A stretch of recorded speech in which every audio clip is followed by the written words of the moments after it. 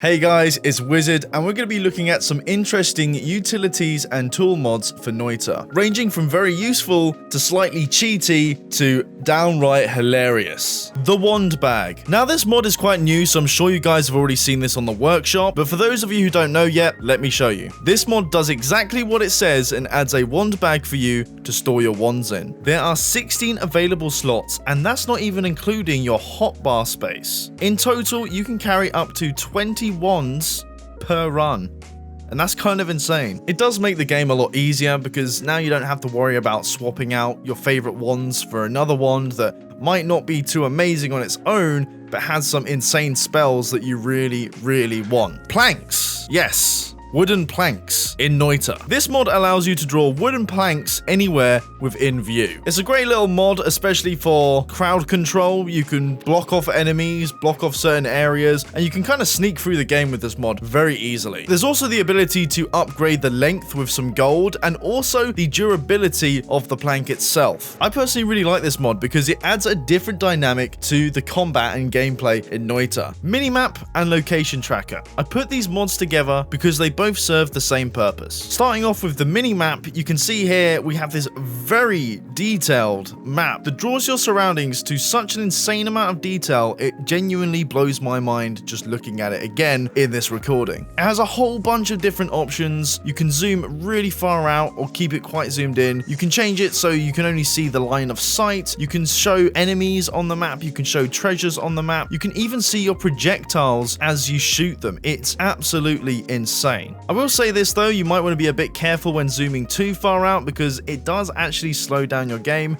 I didn't think this was the case at first. I have a Ryzen 9, so I can run Noita pretty well, but when I zoomed all the way out, I did notice my game was slowing down. You can even change the size of this, the offset of it as well, so you can move it around the screen. It's totally customizable and honestly just an absolute work of genius. I have no idea how this was made, but it is amazing. But if you want a much lighter version to this, you can use the location tracker. It's less CPU intensive and it's very Metroidvania-esque, so if you're a big fan like me with the whole Metroidvania kind of genre, you're gonna love this. You can easily resize this map by simply just dragging the border. You can move it around and you can choose between showing the full map or just the places you've visited. I'm just gonna say it, I personally like using this one a little bit more because it still keeps the mystery intact. You still don't know exactly where all the secrets are, all the enemies are, even though you can turn it off in the mini-map. I like not having that functionality or the ability to even do that in the first place, but both work really well and I highly recommend you go check these mods out. UI hits, timer, and depth. I won't spend much time on this one because it's quite straightforward, but what this mod allows you to do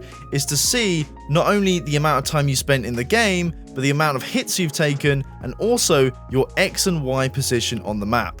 There are a bunch of settings for this as well. I didn't have much time to look into all of these, but it does originally come with a ping sound every time you get hit, so you can actually turn that off, which is very relieving because the sound effect isn't all too great to hear every time you get hit, especially if you're on fire.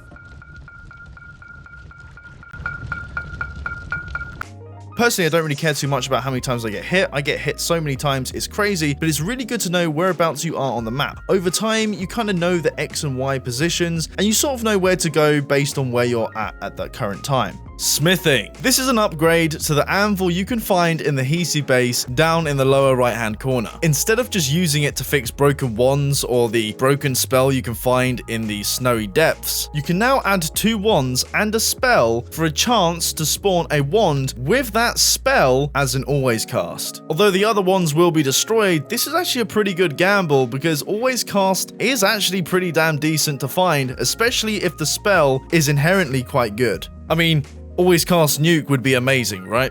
Especially with glass cannon. Currently, there's only one recipe for this, the one that I've just explained, but I really do hope to see a lot more added to the list because this really does add a lot more detail to the anvil and makes it a much more valuable asset in your runs. New save enabler. This mod allows you to save multiple runs at a time. I think I remember seeing this from the Conjurer mod originally, but it's really cool to have this mod on its own. It's technically a new game mode, And by selecting this game mode, you're able to access old runs that you've saved from before. I personally think this is an amazing mod, especially for what I do. If I wanted to have a series where I'm playing one run and then I wanted to do some streaming afterwards, I can easily load up a new run and save the other run for later. The physics gun. Oh boy, this one really is quite interesting. This mod gives you an item, the physics gun, and with this, you're able to pick up certain objects, including yourself, and mess around with them. The controls are pretty straightforward. You can simply click on an item and then just drag it around, or right click to actually stamp it in place. And if you want to drown enemies inside the terrain, you can do so quite easily. After playing with this quite a bit, I actually realized you can rotate things. Just look at what I've done to myself. How tilted am I right now? It's really easy to tilt objects. All you have to do is hold E and you can just spin them round like this.